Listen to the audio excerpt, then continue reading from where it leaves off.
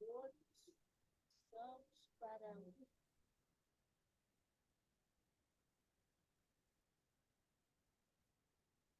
Desculpa. Bom dia a todos. É um prazer muito grande estar aqui com vocês nesta manhã para tratar de um tema que me é muito caro, que é a mediação comunitária. Eu acredito firmemente que todos os objetivos, né, que nós buscamos na mediação, a fortalecimento do diálogo, a resgate da a capacidade de resolução dos próprios conflitos, a autodeterminação, o fortalecimento, né, dos vínculos sociais, que leva a uma maior participação social da pessoa na comunidade, ela encontra um terreno muito fértil nesse seio, no locus da convivência, na família, na rua, com os vizinhos, no bairro, na escola, e por isso eu acho que realmente com a mediação comunitária que nós vamos realmente conseguir alcançar esses objetivos que a gente tanto espera, né, e acredita. Nós que somos, né, mediadores, acreditamos com a mediação. Rapidamente, a mediação entrou na minha vida para suprir a curiosidade de alguns que estão aqui em 2014. Estava para entrar em vigor o Código de Processo, a nova lei de mediação, e o presidente, então, do tribunal convidou magistrados aposentados a fazer a capacitação em mediação e para atuar como mediadores judiciais. Em 2016, com o ano Santo da Misericórdia, que tinha o tripé Paz, Reconciliação e Perdão, a Arquidiocese do Rio de Janeiro buscou o Tribunal de Justiça para dar uma ação concreta a esse Ano Santo da Misericórdia e propôs ao tribunal a celebração de um convênio para capacitar os seus agentes pastorais e para instalar centros de mediação comunitária. Naquela oportunidade, foram capacitados em torno de 50 mediadores comunitários e foram instalados centros de mediação comunitária em 6 vicariatos. A Prefeitura do Rio de Janeiro também buscou o Tribunal de Justiça, com a intenção de capacitar agentes comunitários para atuar em certos locais, né, de mediação. O tribunal teve muita dificuldade, e aqui a Cláudia presente pode relatar suas experiências depois, para encontrar locais onde pudessem ser instalados esses centros. Na oportunidade, foram instalados 2 centros, na Rocinha e no Morro da Coroa, que funcionaram por muito tempo e muito bem. Também a Prefeitura de Niterói, que tem um programa lindíssimo da rede Mediar, que é um pacto, né, contra a violência. Então, a mediação hoje é incluída como política pública do município. Isso é importantíssimo para dar continuidade ao trabalho. E esse trabalho é profícuo, trabalha com mediação escolar, trabalha com a mediação nesses centros de mediação. Também a Prefeitura de Niterói é outro trabalho exemplar que quem tem interesse pela mediação comunitária deveria conhecer, que é o trabalho que eles têm um centro de mediação pública, atendendo a população, também com vários serviços prestados. Então, assim, nós hoje temos graças a Deus, essa expressão já, né, sendo tomada por conta de uma ação muito efetiva do NUPEMEC, que cumpre seu papel, a recomendação do Conselho Nacional de Justiça. O artigo 7º dessa resolução, em 2010, recomendou aos tribunais dar esse estímulo, né? Não só às entidades públicas, mas como às privadas. Nós ainda enfrentamos muitas dificuldades. Questão da violência, nosso centro, por exemplo, do Morro da Coroa teve que ser desativado por conta das guerras de facções criminosas na região. Nós temos o problema da falta do apoio financeiro, porque quando não incluído como política pública, falta, né, recursos para a manutenção do centro, e temos também o problema da descontinuidade dos projetos governamentais, e não só governamentais, né? As instituições são assim, mudam de 4 em 4 anos, ou mudam as cabeças, e muitas vezes os projetos são abandonados. Então, hoje nós enfrentamos esses problemas, mas eu digo, mediador judicial não perde a esperança. Os conflitos de vizinhança são extremamente comuns, não só porque estamos tratando, muitas vezes, de problemas de pessoas de comunidade, né, como também, mesmo que não de comunidade, hoje, né, a sociedade vivendo todas essas crises que nós estamos vivendo, financeira, emocional, né, essa insegurança toda que nós temos hoje enfrentado, isso gera muitos problemas, né, inclusive, eu não sei vale a pena até assistir, eu não assisti todo, mas assim, a Globo tem um programa muito interessante desses streams, né, da vida, que trata exatamente isso. Acho que o título é Aos Outros, né, que trata exatamente disso, de como você pode escalar a violência por problemas que deixaram de ser resolvidos e problemas ali que nasceram, né, naquele seio ali de comunidade. Então, eu acho que hoje esse evento, esse tema trazido aqui pelos dois fóruns, né? Ele é extremamente pertinente e eu tenho certeza que esse olhar, né, mais humano da questão vai trazer aos mediadores comunitários uma outra qualidade para aplicar no seu dia a dia de trabalho. Então, eu fico muito feliz. Nós temos aqui o que eu gostaria de apresentar à nossa mesa. Ao meu lado, a doutora Viviane Alonso Alckmin, juíza de Direito. Nós temos hoje como nosso palestrante o professor Juan Pablo Mata, doutor pela Universidade do Centro da Província de Buenos Aires, bacharel em Ciências Antropológicas pela Universidade Nacional do Centro da Província de Buenos Aires, pesquisador do Conselho Nacional de Pesquisas Científicas e Técnicas da Argentina, diretor do Grupo de Estudos Socioculturais do Conflito e professor adjunto do Unicem. Realizou estágios pós-doutorais no Instituto de Direitos Humanos, Democracia, Cultura e Paz e Não Violência, da Universidade Autônoma de Madrid, bem como na Escola de Serviço Social da UFRJ. Co-direciona o curso superior de Educação para a Paz e Abordagem da Conflitividade Social da Unicem, e a área de especialização é o estudo antropológico do conflito e suas alternativas de administração. Pois tanto sabemos que é uma pessoa extremamente experiente e gabaritada para nos ajudar muito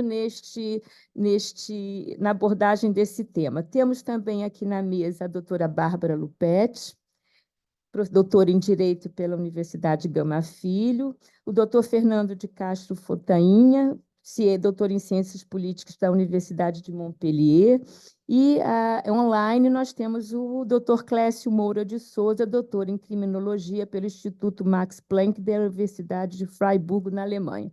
Então, estão agora aberto, né, o nosso evento, a palavra vai ser dada do professor Juan Pablo, e nós esperamos que vocês todos... desculpa. Doutora Viviane. Muito obrigada. Desculpa. Eu achei que nós íamos passar direto porque você... Tá bom. Perdão, então, a palavra é passada. A doutora Viviane, me perdoa. Muito obrigada. Muito prazer e honra aqui. Estou representando o desembargador Wagner Sinelli, que é uma verdadeira bênção que temos aqui. Foi o idealizador desse nosso fórum e conseguiu congregar grandes nomes, grandes mentes para estudar a interlocução do direito com as ciências sociais. Infelizmente, ele não podia, porque está convocado, mas faço aqui as palavras dele, que ele pediu para agradecer ao Senhor pela presença e desejando assim uma excelente palestra. Eu não vou me alongar muito, porque nós normalmente passamos a palavra ao palestrante e depois abrimos os debates. Então, diante disso, vou passar a palavra ao senhor e depois a gente abre os debates, cada um podendo fazer a sua intervenção. Então, o senhor está com a palavra. Hola, hola. Sí. Muito obrigado. Nada. Estou muito contento de estar aqui.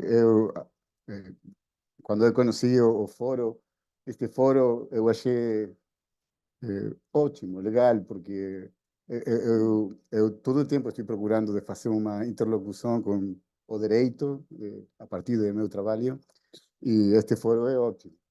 Isso. Eu vou aproveitar hoje para fazer algo que gosto muito de fazer, que é falar desde a antropologia com o direito.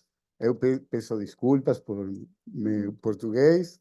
Se você não compreende algo, eu vou feliz. Se entende? Está ótimo. Ahí está. Bom, sim? Se entende? Bueno, eu tenho que ver como é a apresentação. Ah, aí está. Ótimo. Bom, obrigado, então, por o convite, a querida colega Bárbara, que temos muito trabalho já compartilhado. Eu tenho muito trabalho com o Brasil compartilhado e é muito produtivo essa interlocução entre, não só entre direito e antropologia, mas também entre Brasil e Argentina, que tem problemas comuns, agendas comuns que têm que ser robustecidas, não? Eu vou passar, acho que a questão técnica.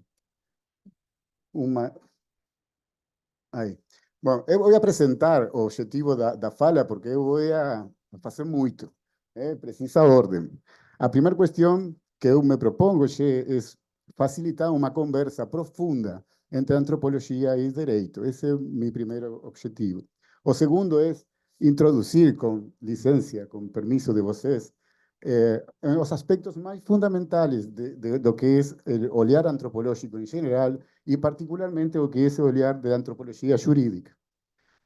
A terceiro objetivo é apresentar uma experiência pontual antropológica sobre relações vecinais e mediação comunitária, uma experiência na Argentina, que é uma investigação que desenvolvi faz algum tempo.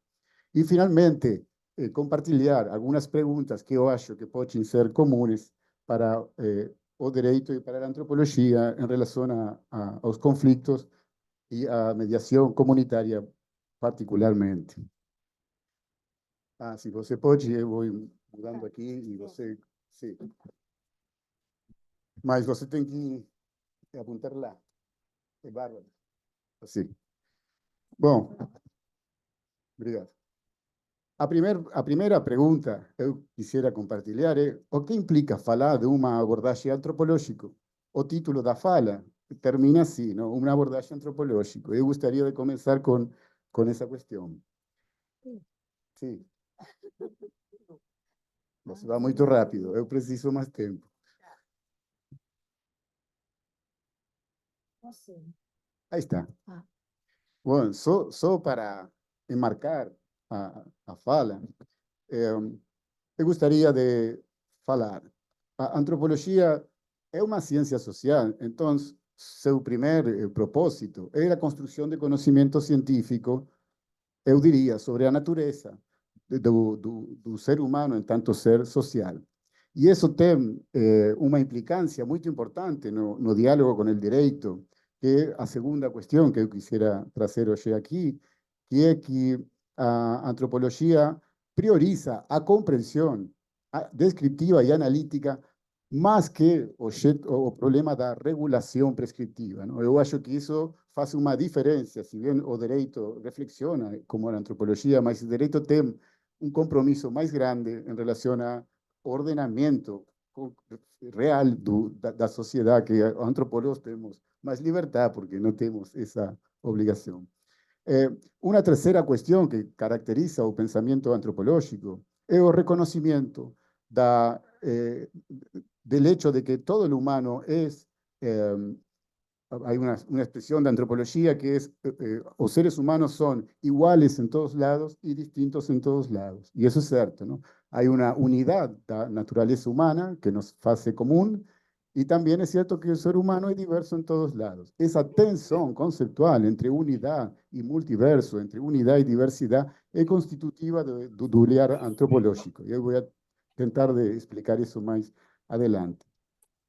Una cuarta cuestión tiene que ver con el problema del etnocentrismo y la perspectiva centrada en un relativismo cultural.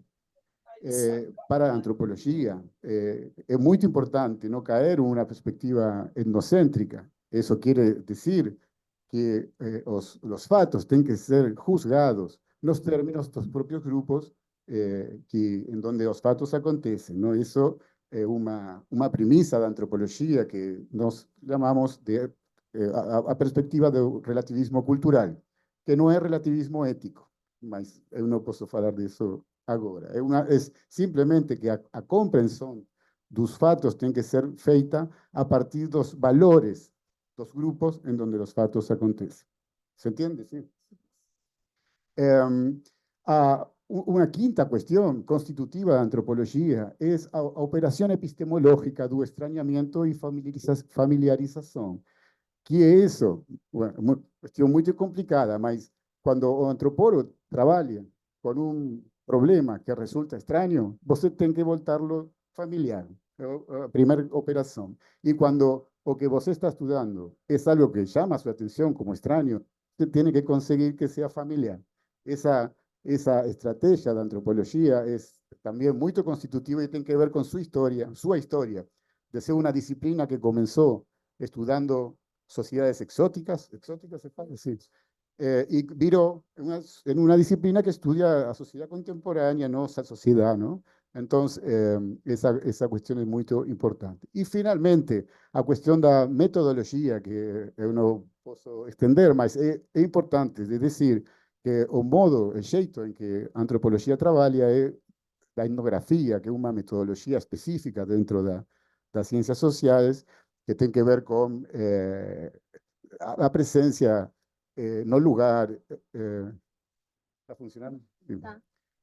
Un énfasis empírico y finalmente a cuestión comparativa, ¿no? Una preocupación permanente da antropología. Nesse contexto, nesse olhar amplio, hay dos dimensiones que todo trabalho antropológico precisa. Ahí pasó una de más. Isso está com um gap. Sí, ahí va. Para que un trabalho sea antropológico, necesariamente tem que articular al menos dos cuestiones, o que pode ser llamado a sistema social y lo que es o contexto cultural. Todas las experiencias humanas resultan de una articulación singular entre esos dos dominios. Y cualquier estudio que pretenda seriedad tiene que atenderlo. Ahí ele pasó. Passou? Sí.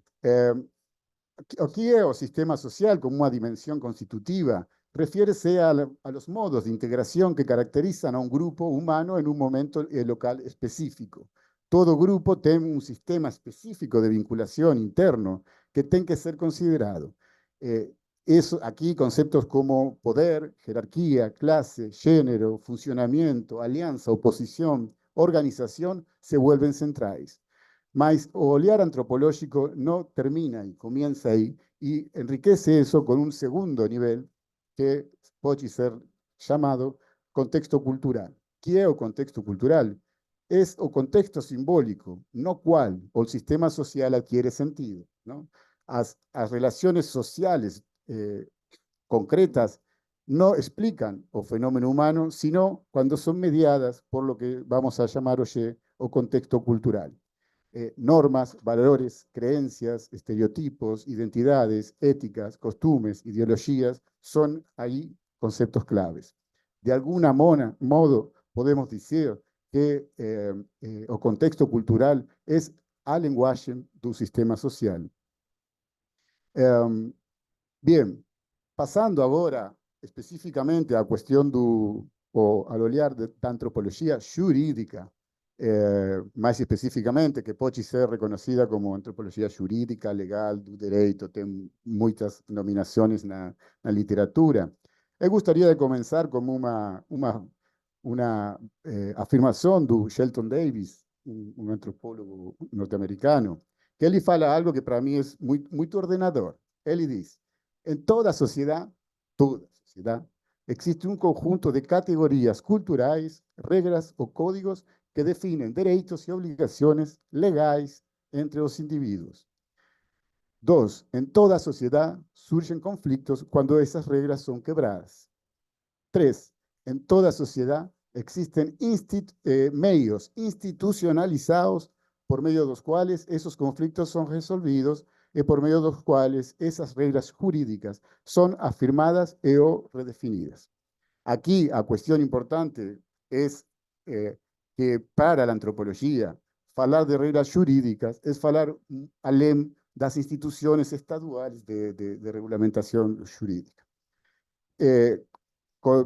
O mismo autor define la antropología jurídica como a pesquisa comparada da definição de regras legais, da expressão dos conflitos sociais e dos modos por los quais esses conflitos são resolvidos institucionalmente. Bien, me gustaría de introducir aquí algo que para mí es importante en el contexto de una conversa entre derecho y antropología, y tiene que ver con que es algo que no es muy falado ni en el derecho ni en la antropología, y es que los primeros clásicos de antropología eran juristas, ¿no? Y yo acho eso muy interesante para problematizar históricamente, porque Bachofen, Morgan, Maine, que fueron os primeros teóricos da disciplina da antropología, eles tenían problemas jurídicos en mente cuando crearon la antropología. Y eu acho que se pode dizer que os primeros problemas da antropología eran problemas jurídicos, en el sentido profundo, en el sentido de la vinculación entre reglas y comportamiento humano, ¿no? Esa vinculación compleja entre esos dos niveles, ¿no? La cuestión normativa fue, desde un primer momento, una cuestión central de antropología, y entonces eu encontro fácil de identificar ligações históricas profundas nas duas disciplinas, além de que, hoje, para muitos colegas, isso não é tão fácil, não? Eu acho que sim, essa é a minha posição. Eu tenho que ir rápido, porque quero fazer muito mais. Nesse contexto, dos primeiros livros de antropologia jurídica, que eu acho um clássico, que é bem legal de ler, você não pode? E ele pode? Aí. Bom, é um livro de um antropólogo polaco, Bronisław Malinowski, que o nome é Crimen e Costume na Sociedade Selvagem. É um livro muito interessante, que eu recomendo a qualquer de ler. Obviamente tem que ver com o estudo do direito por fora das sociedades ocidentais, em Nova Guiné, o estudo. E é o primeiro livro que é feito com o método, a perspectiva da antropologia jurídica, não? Três coisas: o domínio da língua nativa, que é uma questão central da antropologia, e que não é só saber falar o idioma do outro, é entender ao outro. É uma questão que ainda quando você compartilha o idioma dos interlocutores, não necessariamente só implica que você compreende o que o outro está falando, não? Então, aqui, essa questão nasce em 1926, mas ainda continua na antropologia. A segunda questão metodológica é a imersão no tempo e no lugar, não? Malinowski estuvo bastante. A realidade é que, por conta da guerra, ele tinha que ficar ali muito tempo, mas ele descobriu que ficar muito tempo no lugar permitia descobrir coisas que de outro modo eram impossíveis de observar. E, finalmente, a terceira questão metodológica é a observação participante, não? Não só ir e perguntar às pessoas o que pensam, llenar um formulário e voltar, mas falar com as pessoas, compartilhar o tempo todo, situações alegres, tristes, enfim, muito para falar disso. Que falava teoricamente, que propuso Malinowski? Ele considerava que a antropologia do direito é o estudo empírico da relação entre as regras ou normas e a complexidade da prática social, não? Como é que as normas se articulam com a prática de hecho, não? Ele dizia que o direito não é um aspecto separado, mas um aspecto da vida tribal, que o tempo todo estava operando na sociedade selvagem. A estrutura da sociedade melanésia, onde ele fez o trabalho, estava basada no status legal da pessoa, e dependendo do status legal, que se conformaban los derechos y obligaciones de estas personas. Finalmente, él descubrió algo que es realmente muy interesante, pero no voy a poder profundizar, que es cómo el sistema de obligaciones y prestaciones mutuas, del dar y recibir da reciprocidade da vida cotidiana, constituía um verdadeiro sistema legal, no qual se basava o conjunto das relações e dos direitos das pessoas. Aqui, se pode.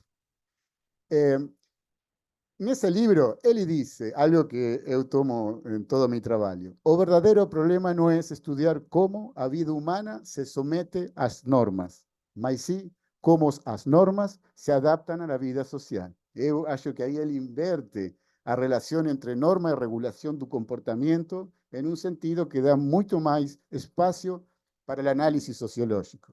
Acho que todos nós sabemos que, além da ilusão de que as normas regulen los fatos, lo cierto es que es una relación más compleja, ¿no? Entonces aquí tenemos una aportación bien interesante en ese sentido. Otra aportación fue que destacó la importancia de estudiar el derecho fora dos límites das instituciones y del control estatal convencional, ¿no? Que acho que también tiene que ser, si você va a estudiar en cualquier tipo de conflictividad que es processada no contexto institucional do direito, é melhor, em termos de pesquisa, de estudar isso além da instância judicial, não? Quais são os contextos, enfim. E, finalmente, uma questão que nesse momento era discutida no mundo acadêmico, intelectual europeu, que era que não existem sociedades sem leis, mesmo em ausência de instituições formais. Ele estava trabalhando com uma sociedade que não tinha Estado, que no tenía tribunales, mas ele afirmaba eles têm direito, ¿no? Entonces esa discusión es muy constitutiva.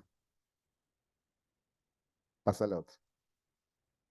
Bien, con objeto de profundizar un poco esto, hay algunos trajes, perdón, algunos ejemplos de antropología que eu acho que son interesantes para pensar. Por ejemplo, entre los indios australianos, Gringai, las cuestiones personales, los conflictos personales son resolvidos por medio de las armas. Mas, en los casos de ofensas más graves, o acusado precisa se defender como un escudo contra lanzas cuyo tamaño está de acuerdo con la magnitud de ofensa, y que son arremesadas contra él. Si ele consigue se defender, tudo bom, o problema foi resuelto, ele é absolvido. Mas se fica ferido ou morto, o grupo considera o assunto encerrado. Perdão. Outro exemplo do vaguejo do Uganda. Eles acreditam, os princípios legais desses grupos dizem que o executado, para compensar um assassinato, deve ser igual ao homem morto, uma regra jurídica. O clã ofendido deve esperar até que o filho do assassino tenha a idade de seu pai quando cometeu homicídio, para então matá-lo. É muito interessante, não só por a estranheza que causa em nós, na lógica jurídica, mas também por todas as implicâncias sociológicas que essas ideias legais têm na sociedade. Si bien esta es a idea, a racionalidade legal do grupo, o que acontece na prática é que esse tempo que você tem que esperar para castigar o crime permite, habilita muitas negociações, não? Então, na prática, eu estou só falando de princípios jurídicos amplos, mas na prática tudo isso é muito mais complexo e interessante. Entre los bantúes, una tribu que se llama Singai, si alguien acusa de asesinato, si alguien es acusado de asesinato, debe ser muerto de la misma forma en que mató a víctima, ¿no? Entonces, por supuesto que una ley del talión, mas con matices culturais específicos e implicancias muy diversas en los distintos contextos. Os esquimos, eu adoro o modo que os esquimos trabalham nos conflitos. Tem muitas coisas mais, pero eles têm os combates de tambores, não? Na situação em que duas pessoas se encontram em um conflito, a sociedade provee a eles de de un proceso, un método socialmente legítimo de saldar el conflicto, en los cuales las partes se revezan para entoar seus cantos, tentando zombar do adversario, recitando cada uno su versión da disputa y buscando envergonhar a otro. A vergonha pública, un proceso por medio del cual eles resolven bastantes conflictos, no todos, por supuesto.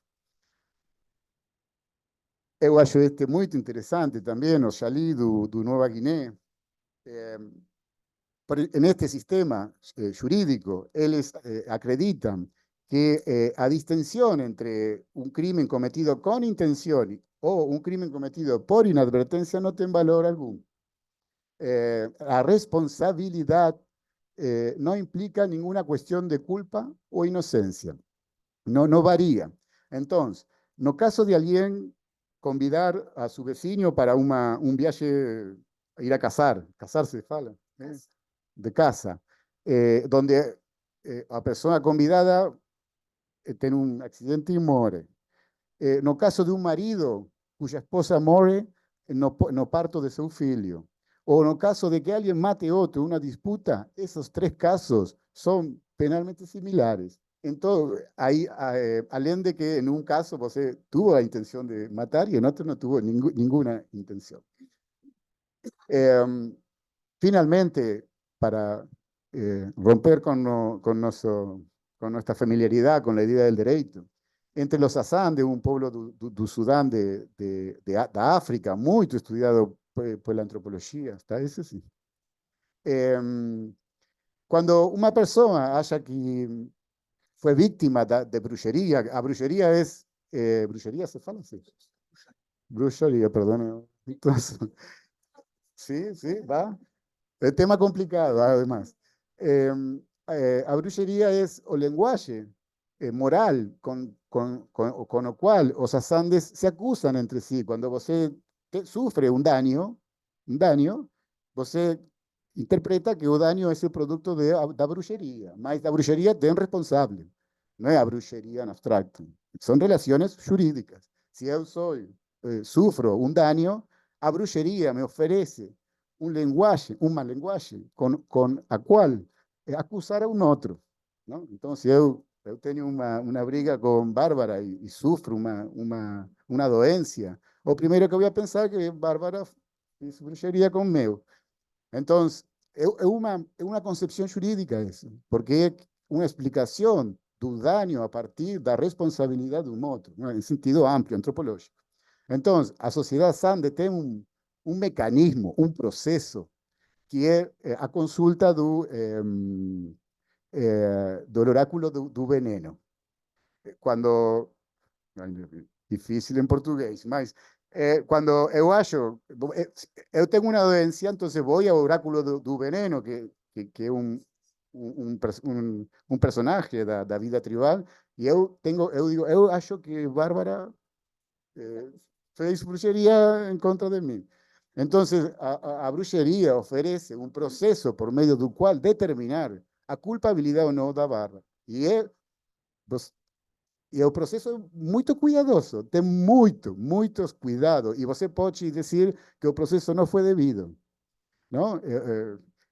Se pega un ave y se administra un veneno y você, o el oráculo tiene que hacer la pregunta de un modo en que si o ave more, implica una cosa, mas si el primer veredicto es contra Bárbara, tiene que hacer una contraprueba en la cual o ave no tiene que morir con el mismo veneno. No es muy todo complicado, no es fácil. A partir de los dos veredictos, o sea, las dos pruebas, ¿no? De ese proceso es que se define o no el veredicto y Bárbara liberada o no. Hay mucho más para hablar de eso, mas voy a continuar. Entonces, solo para esos ejemplos, la idea es trazer todas personas no mundo de antropología, no contexto. Algunas preguntas. ¿En qué se basaría la legitimidad y la correspondencia de esos mecanismos para nos exóticos y raciocinios legais? ¿Sobre qué reposa o su eficacia? Porque yo tengo que decir, são muito eficazes. Na situação em que emergem os conflitos nessas sociedades, os processos dos quais eu falei funcionam.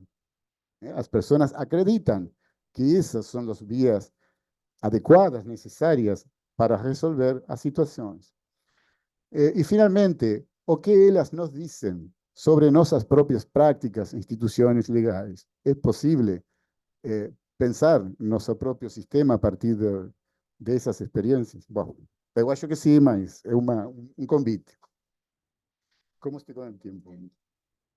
Quanto foi? 15?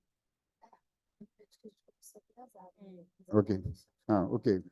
Bom, eu tenho trabalhado, eu tenho uma investigação sobre a emergência dos métodos alternativos de resolução de conflito no meu país. Eu tenho trabalhado outra linha que é sobre conflito e vizinhança, e ao mesmo tempo tenho trabalhado especificamente a questão da mediação comunitária. Eu simplesmente vou mencionar coisas mínimas, mas se vocês depois querem podemos profundizar. Só uma coisa, eu vou a, eu vou a, eu vou achar que você mais ou menos conhece em que consistem os métodos, mas, ok, é uma alternativa a outras formas de administração de conflito que tem como característica a autonomia das partes, a voluntariedade, a natureza contractual, a importância de que as pessoas aceptem o processo, flexibilidade, eficiência, tempo e dinheiro, que os acordos estén basados em interesses y fundamentalmente la asistencia de un tercero que facilita la relación, la comunicación. Simplemente, dice, é muito interessante o processo de emergência dos métodos alternativos de resolução de conflito na Argentina, mas é uma discussão muito habitual entre colegas entre Brasil e Argentina, uma comparação, não? Muitos colegas do Brasil acreditam que na Argentina tem mais desenvolvimento, e acho que pode ser certo no sentido do desenvolvimento institucional. É um processo extremadamente potente que comienza a principios de la década de los 90 y continúa hasta ayer. Y es expansivo, comenzó con unas iniciales reformas y continúa en un proceso que lleva todo tipo de implementaciones en los diversos contextos, en fin. Mas eu encontro problemático la falta de una correspondencia de lo que es la investigación empírica sobre la aplicación de la mediación. Yo celebro el desarrollo de la mediación en Argentina, mas gustaría que exista más trabajo empírico, antropológico, sociológico, jurídico, sobre las reales implicancias de la implementación de la mediación. En relación a mediación comunitaria, que es lo que voy a presentar, no voy a llegar a presentar, mas solo decir que bueno, es una variación del concepto amplio de mediación y digamos, en general está orientada a la gestión, administración de conflictos sociocomunitarios. En la mayoría de los casos, a mediación comunitaria es desenvolvida fuera del sistema judicial, que es una cuestión importante, ¿no? En delegacia, prefecturas, en fin, ¿no? Y metodológica y teóricamente bastante heterodoxo su composición.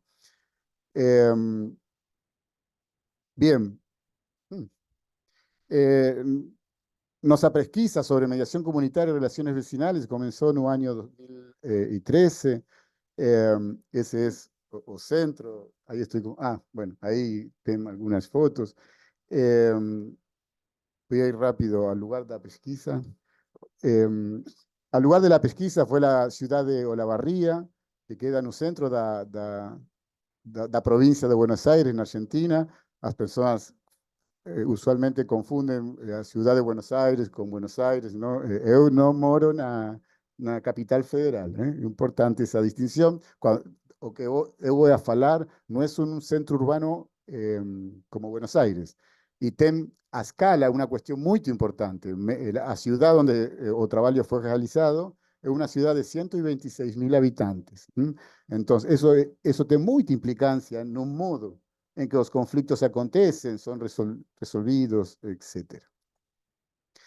A pergunta da investigação central, uma pergunta ampla, é quais regulamentações ordenam o mundo comunitário e como essas afetam os processos de conflito e os mecanismos para sua resolução. O trabalho de campo, um trabalho de longo término, perdão, Barros. O trabalho de campo, eu não vou aprofundizar, mas é um trabalho de 2 anos intenso e depois continuou muito mais longo de maneira intermitente.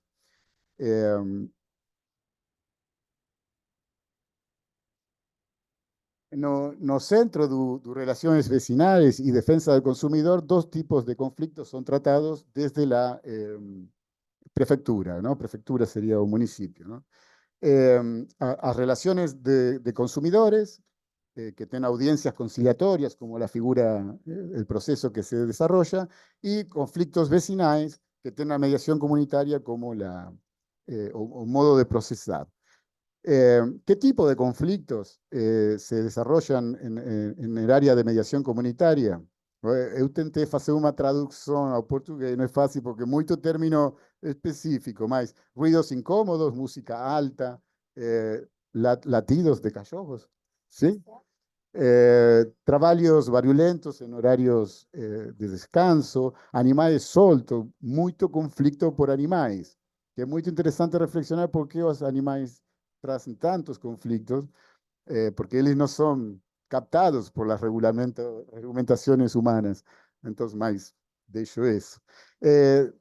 Disputas relacionadas a las paredes divisorias, problemas de humedad, rayaduras en las estructuras, árboles y plantas que causan daños. Los árboles tampoco son sometidos a las reglas humanas, ellos fican libres. Bueno, acumulación de lixo, presencia de roedores, problema de convivencia entre vecinos o familiares ao interior das casas ou entre elas. Albañilería, encanamento, pintura, ¿no? Problemas derivados de ese tipo de trabajos. Copropiedad y condominios proveen muchos conflictos en la área. Y estacionamiento de vehículos, ¿no? Particularmente, eu acho que sombra, sim. Sombra dos árboles é um objeto de sombra? Sombra. Sim. Muitas disputas têm que ver com isso. E, novamente, não? Que fala a lei da sombra? Nada. Mas é um problema muito importante. De quem é a sombra? De ninguém. Mas as pessoas acreditam que sim, que se você cuidou o árvore, a sombra é de você, não? Ok.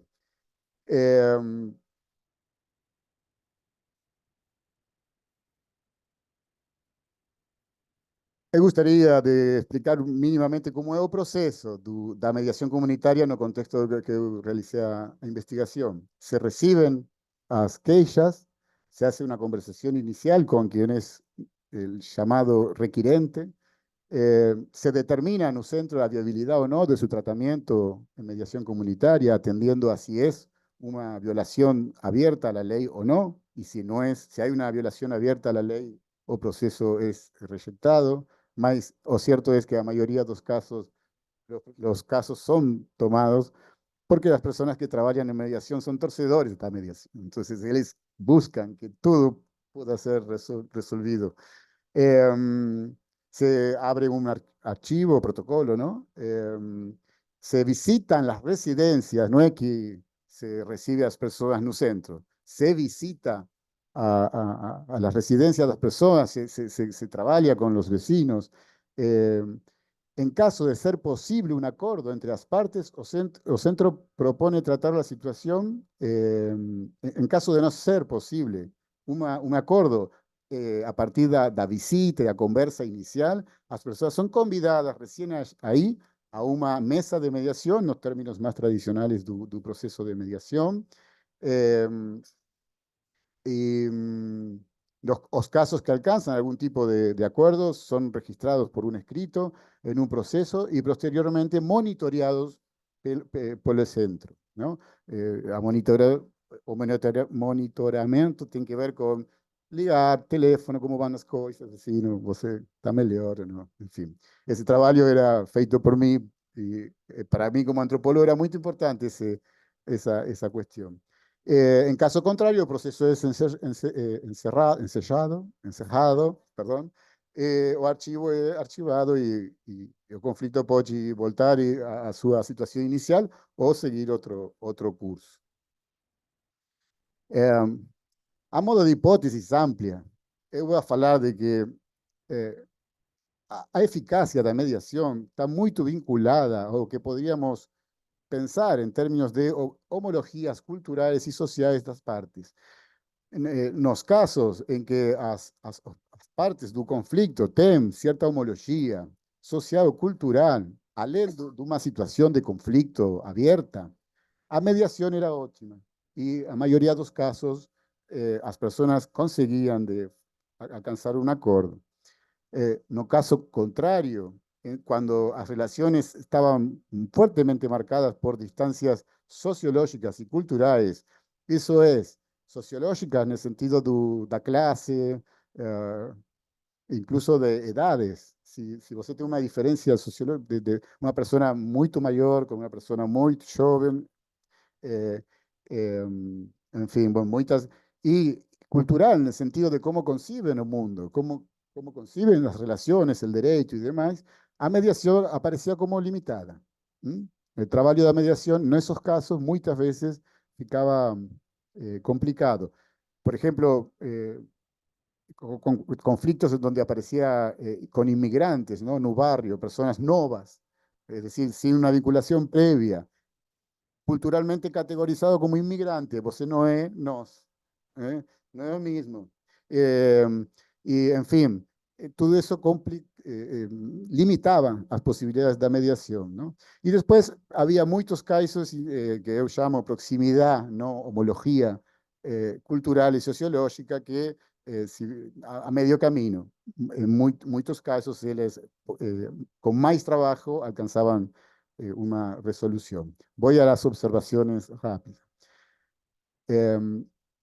Al finalizar esa pesquisa, estas fueron algunas de las conclusiones.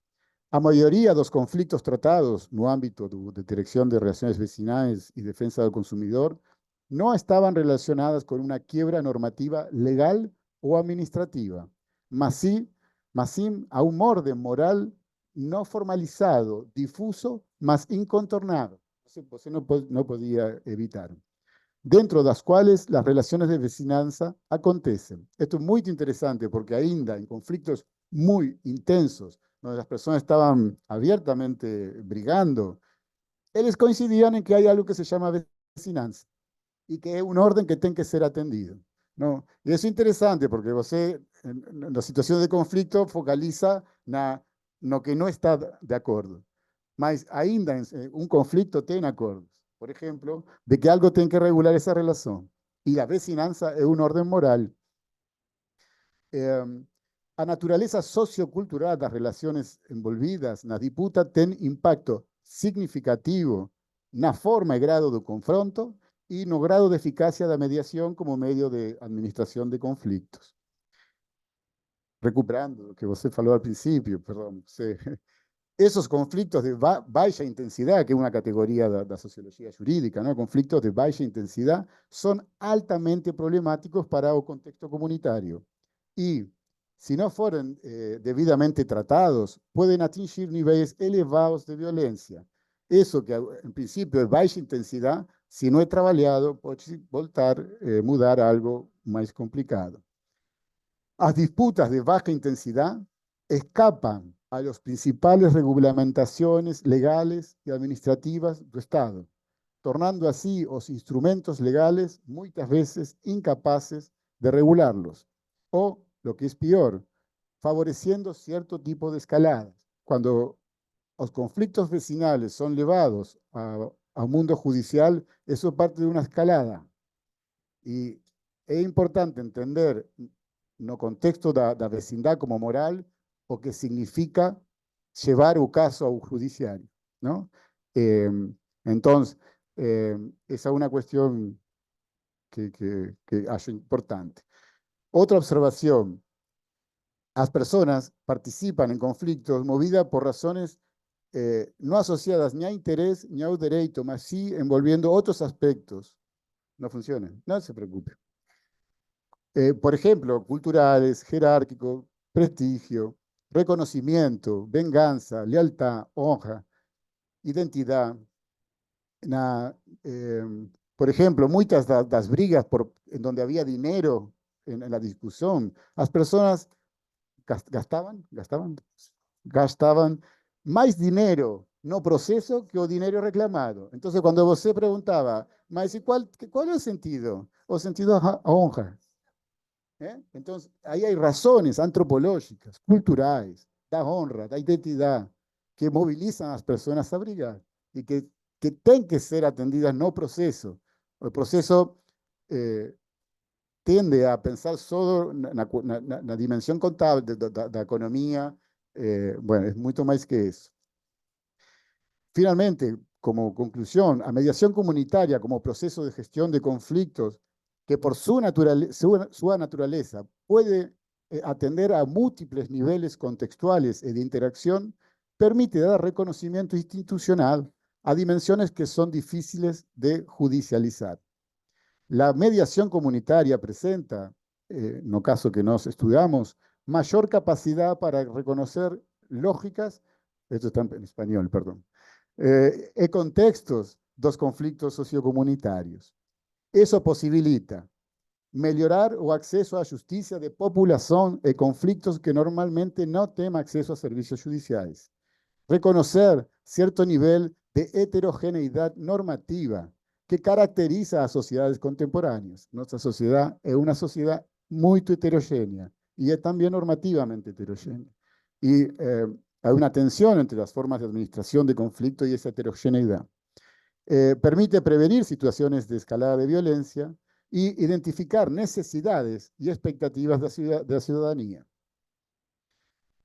Para finalizar, entonces, algunas preguntas que hallo que son comunes entre el derecho y la antropología.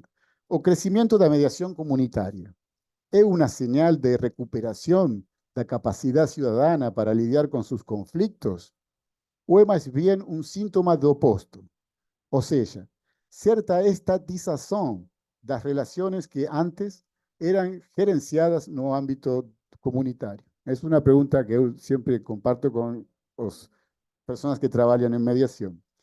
¿Hasta qué punto y de qué forma ese tipo de abordaje puede convivir con otros sistemas judiciales o procesos, ¿no? Existe contradicción, complementariedad, incompatibilidad entre ellos. A introducción dos métodos alternativos dentro do campo estatal de administración de conflictos. ¿Cómo se relaciona con la naturaleza jerárquica do mismo?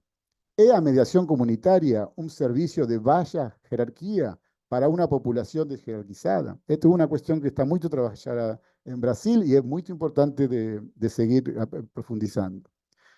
¿Cuáles correlaciones existen entre los métodos alternativos y las mudanzas en la sociedad contemporánea? ¿Son los MARC más adecuados de que otros procesos para nuestra sociedad contemporánea? ¿En qué casos? En fin, para finalizar, entonces, acho que antropología y derecho tienen mucho sobre o que conversar y muito obrigado.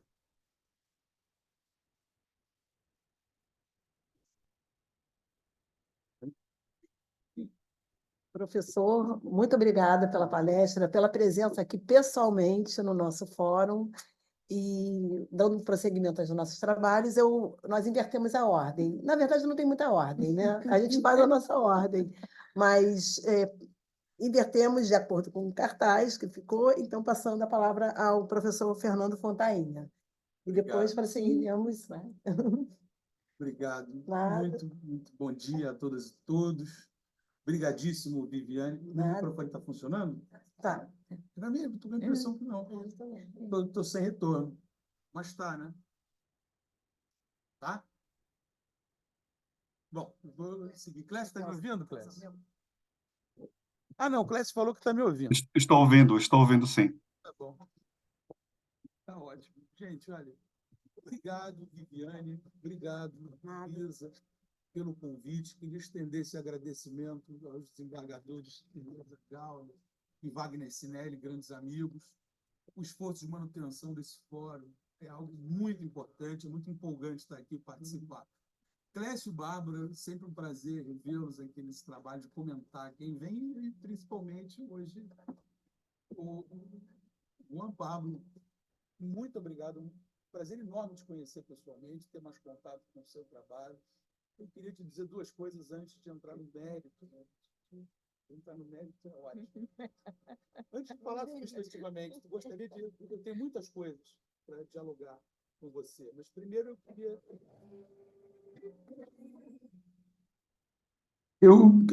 Agora sim, tem retorno. Queria dizer que eu adoraria que o meu espanhol fosse que nem o seu português. Você se exprime perfeitamente na nossa língua, de um ponto de vista de um alto nível, nível acadêmico. Isso não é uma coisa evidente. Pergunte aos franceses como eles falam inglês, e eles estão divididos ali quase por um riacho, dá para ir de barquinho, de remo. Entende? Você não foi para o inglês, etc. Você fez um esforço de falar a nossa língua, essas coisas têm que ser pontuadas, isso é algo muito importante. Quero ter a mesma competência, já não tive quando já estive no Uruguai, na Argentina, na Espanha. Tentei, mas um dia eu chego lá. Mas sigo tentando, falo portunhol com os colegas. Segundo, você tem toda a solidariedade da Universidade Brasileira, nós passamos aqui, junto com as instituições judiciais, sofrendo nas mãos do governo de extrema-direita. Espero que não seja como aqui foi, mas aqui foi muito duro. Mas nós sobrevivemos. Espero que o CONICET, que é a Universidade Argentina, sobrevivam ao Milei. Se precisar de ajuda, nós estamos aí. Agora, vamos lá. Vamos lá. Sua aula, que foi a primeira parte da sua fala, foi muito empolgante. Sua pesquisa ela é igualmente instigante. E eu fiquei instigado, e eu serei instigado. Eu estou dialogando aqui com a sua fala, mas eu estou também dialogando com os colegas juízes, né, na escola judicial. Entende? Então, eu gosto de falar sobre o judiciário, é o que eu faço, é o que eu sei fazer, é o que eu estudo há 20 anos. Tudo. Então, primeira coisa, para eu ser melhor compreendido no diálogo com você e com todos aqui, é o seguinte: eu tenho, como cientista social, uma permanente recusa em acreditar que o que eu faço é orientador de política pública, no caso, política pública judiciária. E sim, eu acho que o papel da ciência social é fazer a crítica das instituições formais, ainda que nelas se incluam a universidade, etc. Eu acho que esse é o papel. Eu acho que uma concepção clássica de antropologia do direito, não é necessariamente a que você colocou, mas dialoga com muito da introdução que você fez, ela orienta uma ideia que eu acho grave, perigosa, de que todos os conflitos existentes na sociedade, primeiro, são passíveis de regulação. Disso decorre toda forma de regulação social, ela é, em algum âmbito, jurídica. E eu acho que a antropologia do direito clássica fornece vertebração heurística, ou seja, permite que a gente pense conceitualmente em quase todas as formas de regulação de conflitos na sociedade como direito. Isso é muito grave. Isso na sociologia do direito já é algo bastante superado em termos assim da impossibilidade teórica de você chamar quase que qualquer forma regulatória de direito. Você não tem a capacidade de ter um conceito sociológico de direito quando muitas coisas, na verdade, significam direito. Mas isso é um problema para nós, acadêmicos, é a nossa capacidade de estipular conceitos. Né? Quando isso permite ainda que uma instituição, num contexto de luta por monopólios, tá, tente se colocar frente a outras no monopólio, vamos dizer assim, da regulação, aí nós estamos diante de um quadro que eu não estou dizendo que tem que mudar e nem que está errado. É perigoso que para andar para frente, tem que saber se criticar e se estranhar, porque pode significar algo profundamente autoritário. Vamos ao que eu estou querendo dizer. Primeiro, duas ideias centrais no diálogo que eu quero fazer com o seu trabalho e com os juízes, através do seu trabalho. Primeiro ponto, existe uma concepção que eu gostaria de marcar, pelo menos que eu discordo, mas eu também a acho clássica, antiga, e não te atribuo, que é a concepção de que a ordem social ela tem uma espécie de ontologia pacífica, ordeira, ou por que não dizer integrativa, ou por que não dizer ainda solidária. Então, todo conflito significa ruptura de laço social, ruptura de norma social. Nesse ponto, eu estou com o Zimmel e com alguns antropólogos, tá? Não só com o Zimmel e a sua sociologia, ou com a Escola de Chicago, etc., no tocante a acreditar que o conflito é integrativo da sociedade. Não existe sociedade sem competição, sem conflito, mas também sem solidariedade. Tudo isso existe ao mesmo tempo, e tudo isso compõe a ordem social. Então, a ideia de que conflito é desordem, eu acho, para começar, uma ideia muito errada para imaginar a administração de conflitos e, quiçá, a resolução de conflitos. Acho uma ideia complicada. Não lhe estou atribuindo, mas a antropologia do direito clássica, sim. Por exemplo, o Shelton Davis, que descontinua muita coisa do que o Malinowski afirmou, ou do que figuras como Geertz, então, né, isso que vai tentar definir uma antropologia do direito, como o estudo das sensibilidades jurídicas, portanto, como se ratificam mutuamente as concepções normativas e cognitivas, por vezes diante do mesmo fenômeno. Mas o Shelton, quando diz não existem sociedades sem leis, olha, a maioria das sociedades, não precisa pegar a história, elas são sem leis. A grande maioria, ou a grande maioria dos aspectos da nossa vida, perdão, eles são sem leis. Eles não são passíveis de regulação. Claro, existe uma luta para que a gente regule tudo. A gente adora dizer que a nossa Constituição quer regular tudo, quer regular o Pedro II, quer regular negócio de juros sobre juros. A nossa Constituição tem que regular tudo e que o judiciário tem que estar em todos os lugares. Não tem como, nunca terá como. Entende? Nunca terá como. É claro que eu acredito na sinceridade das pessoas que estão empreendendo uma concepção do judiciário da política pública. Eu acho que elas estão querendo fazer um bem, mas é importante que alguém diga em algum momento, eu não sou o único que falo isso, que podem não estar fazendo, porque não é algo do plano da intenção. Não é algo do plano da intenção. Se eu afirmar, por exemplo, que na maioria dos conflitos em que as pessoas, vamos tentar pensar contrafactualmente, a maioria dos conflitos que as pessoas vivem no seu cotidiano, o que elas fazem é resolver na hora ou entubar. Mas isso é da ordem do 99%. Vamos tentar imaginar que é assim. Eu acho muito razoável e plausível quem vive conflitos no seu cotidiano entende? Não judicializa 1% deles. Eu, pelo menos, sou assim. Eu não acho que a sociedade seria melhor se esse 1 virasse 20% da nossa vida, 25%. Eu acho que a gente viveria um terror.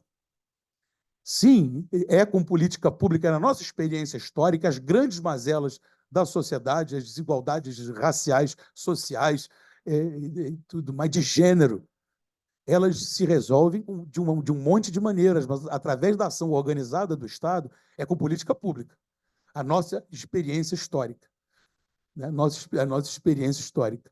Então, eu acho que, ao tratar, por exemplo, dos gringai, dos baguecho, dos bantus, dos jari, dos esquimós, eu tenho extrema dificuldade, né, quer dizer, de lançar um olhar não exotizante para essas práticas e, ao mesmo tempo, chamá-las de direito. Eu acho extremamente exotizante imaginar que em sociedades não fragmentadas como a nossa, a Argentina hoje, o Brasil hoje, são lugares em que, pelo menos, pessoas como nós, eu não sei se todo brasileiro, todo argentino, tem essa concepção fragmentada. Uma pessoa que estudou, uma pessoa que tem nível superior, alguns aqui têm doutorado, mestrado e tudo mais.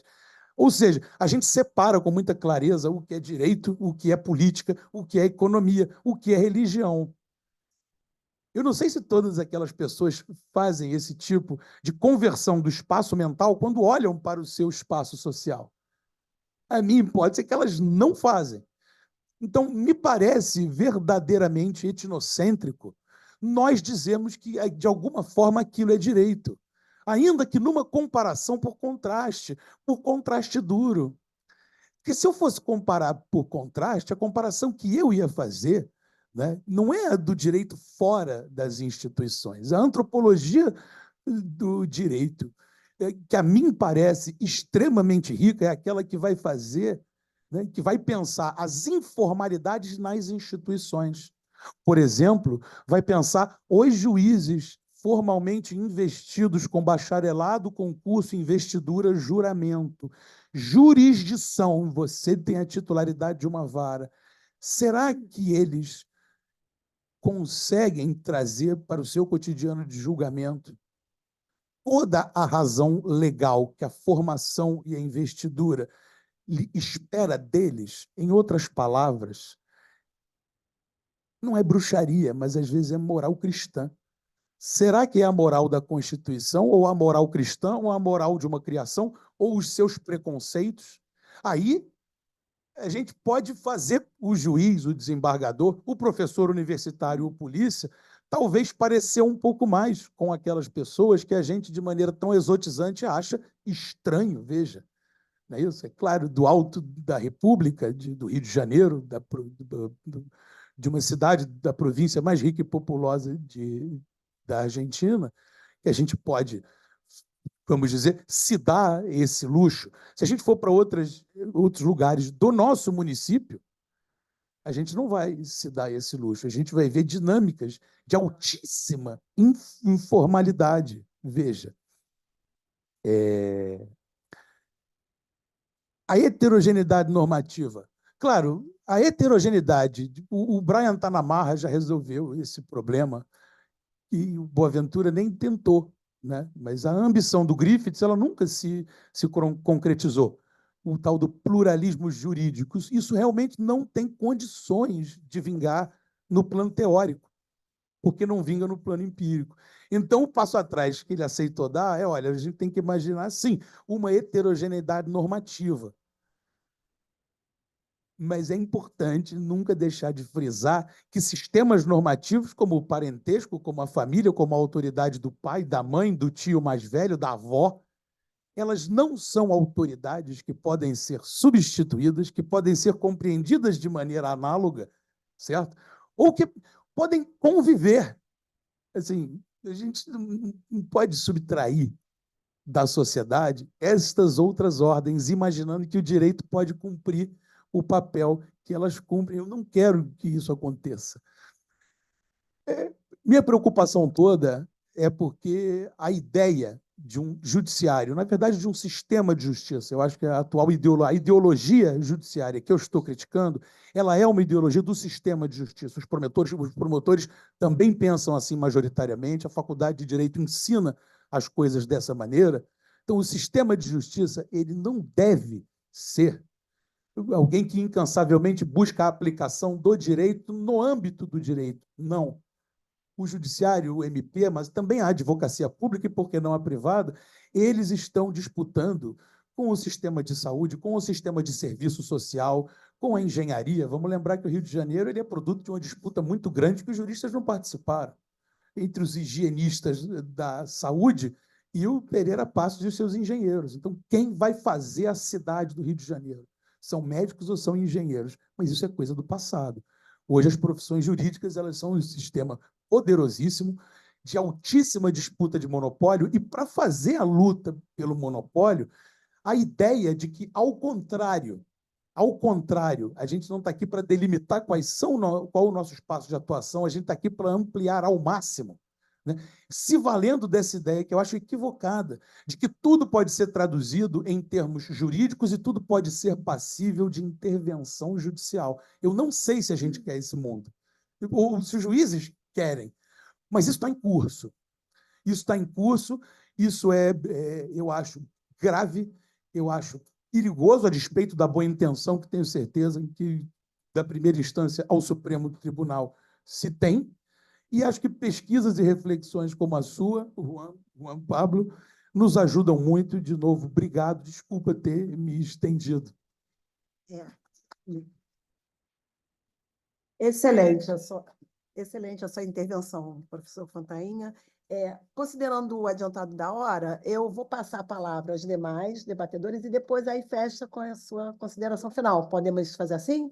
Então tá, então passo a palavra ao professor Clécio. Olá, bom dia a todos. Eu espero que estejam todos me ouvindo bem. Estão me ouvindo bem? Estamos.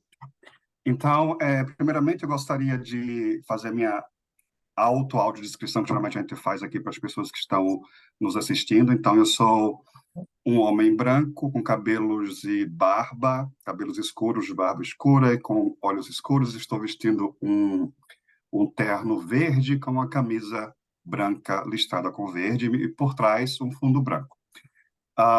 Primeiramente, muito obrigado. Mais uma vez, a gente tem esse evento fantástico aqui, trazendo uma pesquisa empírica, mostrando como o direito se desdobra na sociedade.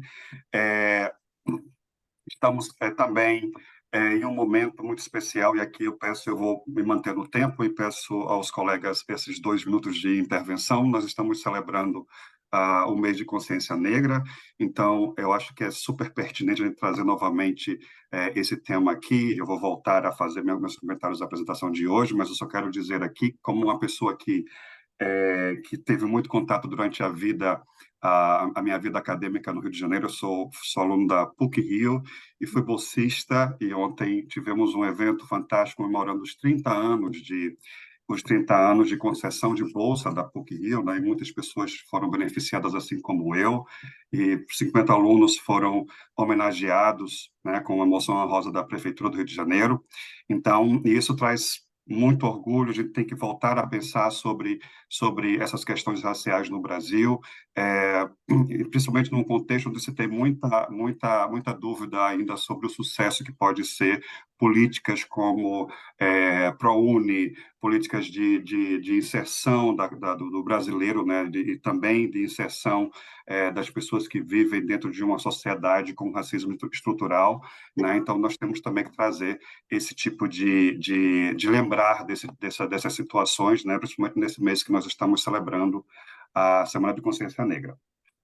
Já usar esses 2 minutos para falar sobre esse parêntese, eu gostaria de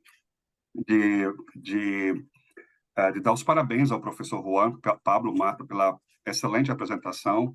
Para mim, a coisa assim, me deixa muito feliz quando alguém faz uma apresentação sistematizada, que apresenta os conceitos, apresenta qual é a metodologia, apresenta quais são os conceitos, principalmente porque nós estamos falando também para um público que, de repente, não tem tanta intimidade com a forma de metodologia, o método que é utilizado nas pesquisas antropológicas. Então, isso é de grande valor, trazer, primeiramente, uma estrutura, essa pré-discussão, antes mesmo da gente começar a falar sobre esses conflitos, a mediação como uma forma de resolução de conflitos nessas comunidades. Isso é muito importante, super didático. Então, parabéns, porque eu até imagino que as pessoas que não conhecem muito bem como é que se realiza as pesquisas dentro do campo da antropologia, agora podem entender um pouco mais como é que é feito isso. E, claro, como uma pessoa que é muito fã de método qualitativo, para mim, me traz muita alegria estar presente nessa discussão de hoje. Então, diversas coisas que foram apresentadas aqui me trouxeram memórias, né? Principalmente voltando agora novamente para a época da universidade, nós tínhamos aqueles projetos lá lá em 2001, 2002, que foram os balcões de direitos que haviam em algumas comunidades, nas favelas do Rio de Janeiro, que era um lugar onde se fazia a mediação, onde as pessoas vinham com suas demandas, né? Umas demandas que muitas vezes era nova para o direito, o sistema jurídico em si, para a lei, né? Não prevista em lei ainda, que são questões de cunho muito parecidos com algumas das questões que são resolvidas, né, que foram apresentadas aqui, né, que uma delas foi a parede, né? Como é que você vai vai solucionar um conflito que envolve uma parede entre duas casas? E nessa época nós tínhamos muitas essas. Eu não fiz parte desse projeto do Boa com Direito, mas tenho diversos colegas que fizeram parte, né? O que trouxe para nossas para o que deu, na verdade, deu luz, trouxe a conversa para dentro do sistema de justiça, né? E mostrou como a mediação é uma coisa importante, né? Para que seja efetivada esse sentimento de direito de justiça na sociedade. Então, é muito interessante entender como esse trabalho foi realizado.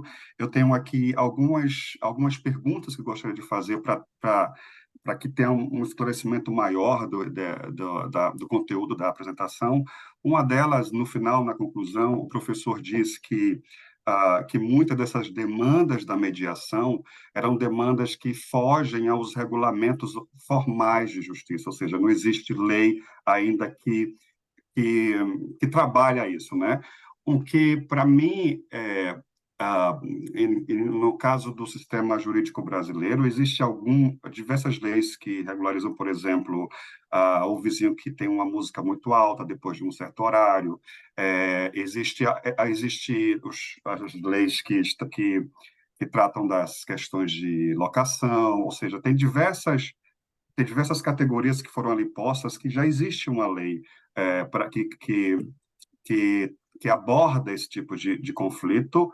No entanto, o acesso à justiça que realmente é o problema para essas comunidades, para essas pessoas, né?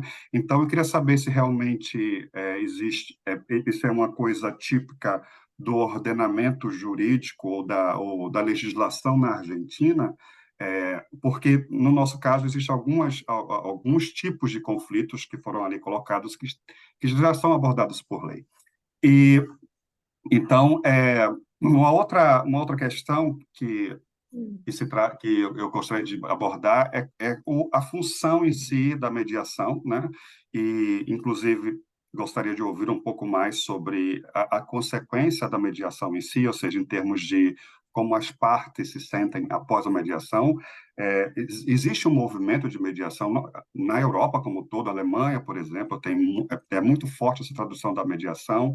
Existe a formação para mediadores, na forma de que a mediação realmente quer buscar um ponto comum entre as partes, né, uma solução de conflito que traz uma certa harmonia para as relações sociais, ou seja, trazer essa harmonia para a relação social, o que é super importante e interessante de se entender, porque é diferente de quando nós temos a ação do sistema de justiça, porque as partes nem sempre vão ter essa ideia de harmonização, elas vão ter uma ideia, de repente, eu ganhei, eu me vinguei, ou seja, são outros ânimos, outros sentimentos que podem ocorrer após a resolução do conflito no âmbito formal, né? Então e claro, a antropologia está aí para falar sobre isso, todas as práticas que existem de mediação nas comunidades, ou até mesmo de promover a justiça, que não é essa justiça formal que nós conhecemos. E isso eu gostaria de saber um pouco mais sobre qual é a sensação desses indivíduos após o processo de mediação. Quero também saber como é que os mediadores eles são formados, ou como é que eles se tornam bons mediadores, né? Então, isso é uma questão também que gostaria de trazer. E, claro, a gente não pode pensar, não existe como excluir essas formas alternativas de resolução de conflito, né? Ou seja, a mediação é uma questão muito importante também para promover essa harmonia social e essa ideia de justiça, né? Porque a gente sabe que continua sendo um grande problema na sociedade brasileira o acesso à justiça. O judiciário já está super...